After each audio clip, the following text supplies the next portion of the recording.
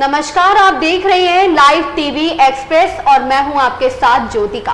आइए रुक करते हैं खबर की ओर। राजधानी लखनऊ के ठाकुरगंज क्षेत्र का मामला आया सामने। प्राइवेट रेखा नर्सिंग होम पर पीड़ित परिवार ने लगाया गंभीर आरोप। पीड़ित परिवार वालों ने बताया, बीती 21 तारीख को श्रद्धा गुप्ता को भर्ती कराया गया था और पहले से भी इसी नर्सिंग होम में उसका इलाज चल रहा था।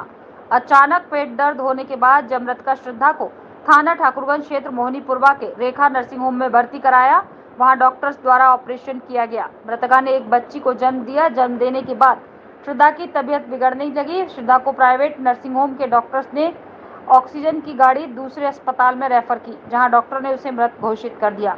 आइए सुनते हैं परिवार की जुबानी। लखनऊ से संवाददाता विमलेश तिवारी की रिपोर्ट। ये है कि हमारी वाइफ की डिलीवरी होनी थी, डिलीवरी डे था, तो 21 तारीख को हम लोग रेखा रस्तोगी नर्सिंग होम मोहनीपुरवा ले गए सुबह 8 बजे,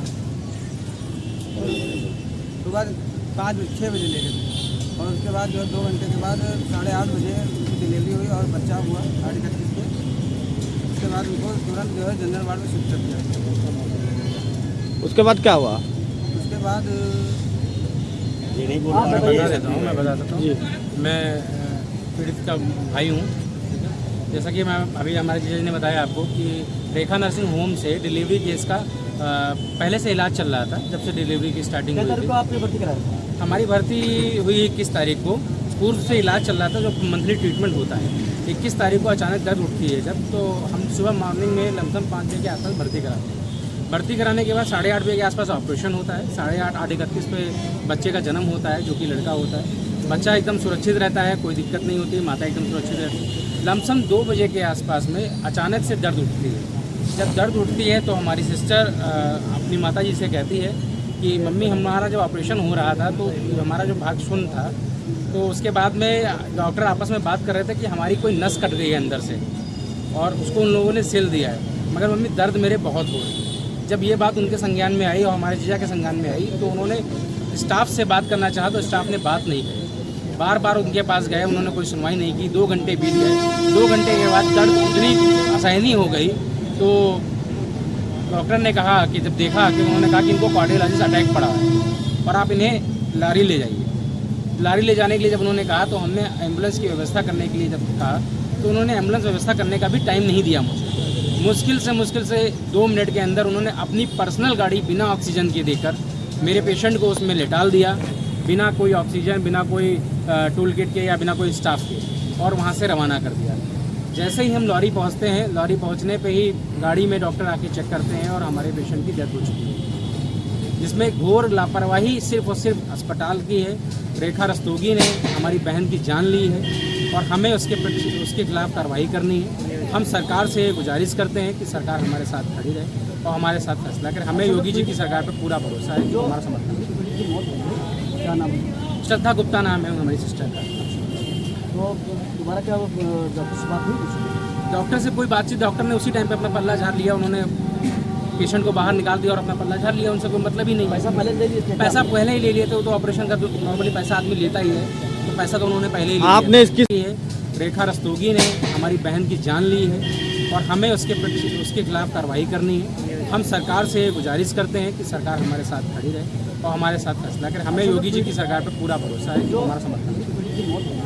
क्या नाम है? श्रद्धा गुप्ता नाम है हमारी सिस्टर का। तो दोबारा क्या डॉक्टर से बात हुई? डॉक्टर से कोई बातचीत, डॉक्टर ने उसी टाइम पे अपना पल्ला झाड़ लिया। उन्होंने पेशेंट को बाहर निकाल दिया और अपना पल्ला झाड़ लिया। उनसे कोई मतलब ही नहीं। पैसा पहले ले लिए थे? पैसा पहले ही ले लिए थे। वो तो ऑपरेशन का नॉर्मली पैसा आदमी लेता ही है, तो पैसा तो उन्होंने पहले ही लिया। आपने इसकी सूचना सीएमओ या थाने पर दी? सबसे पहले हमने सूचना रात में लमसम 12 बजे के आसपास 112 पे दी। वो ऐसे दी कि जब पहले हार्ट अटैक हुआ तो हम लोग भी हार्ट अटैक समय इसके पेशेंट को घर ले आए, अपनी डेड बॉडी घर ले आए। लमसम 12 बजे के आसपास बॉडी काली पड़ने लगी। जब काली पड़ने लगी तो हम लोग के मन में आशंका जागी कि ये क्या काली क्यों पड़ रही है। तो उसके बाद हमने फिर 112 पे कंप्लेन दर्ज कराई। 112 से संज्ञान आया। फिर नज़दीकी थाना हमारा ठाकुरगंज लगता है।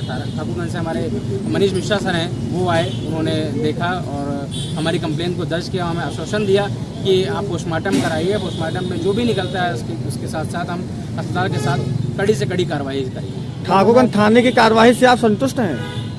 अभी तक उतना तो संतुष्ट नहीं हैं, क्योंकि उन्होंने जो हम कार्रवाई करना चाहते थे वो कार्रवाई उन्होंने हमें नहीं करने दी।